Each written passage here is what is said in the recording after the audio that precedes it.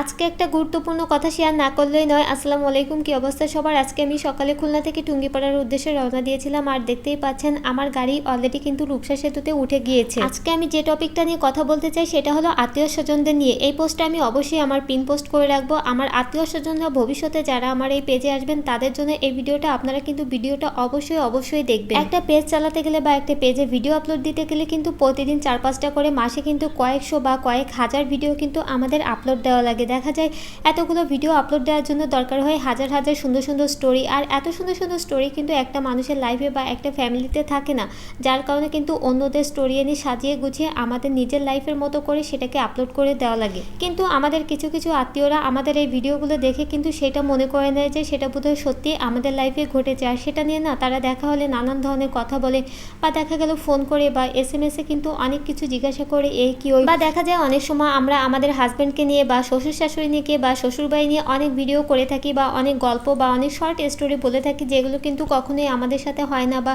অনেক আপুরা আছে যে শাশুড়ি অত্যাচার করে, হ্যান ত্যান এগুলো নিয়ে ভিডিও করে, অথচ দেখা যায় তারা কিন্তু একই সঙ্গে শাশুড়ি আর বৌমার কত ভালো সম্পর্ক, তারা সেই ভিডিওগুলোকে আপলোড করছে। আসলে কেন করছে এগুলো? আসলে করা শুধুমাত্র পেজের স্বার্থে, পেজের স্টোরির জন্য। কারণ এই ধরনের ভিডিও ফেসবুকে ভাইরাল হয় বেশি, মানুষজন কিন্তু বেশি দেখে, বেশি পছন্দ করে, যার কারণে এটা করা। কিন্তু এতে দেখা যায় অনেক সময় শ্বশুরবাড়ির লোকজন গাল ফুলিয়ে থাকে, আবার অনেক আত্মীয় স্বজনরাও ফোন করে বলে থাকে তোর শাশুড়ি তোর সঙ্গে এই করে ওই করে, ও মা, মানে নানা রকমের তারা হচ্ছে মজা নেওয়ার জন্য আর কি ফোন করে। কিন্তু এটা আপনারা কখনোই করবেন না। একটা কথা সবসময় মাথায় রাখবেন, একটা পেজ চালাতে গেলে কিন্তু হাজার হাজার স্টোরি দরকার হয়, যেটা কিন্তু একটা মানুষের লাইফে ঘটে না, যেটা আমি ভিডিও শুরুতেই বলেছি।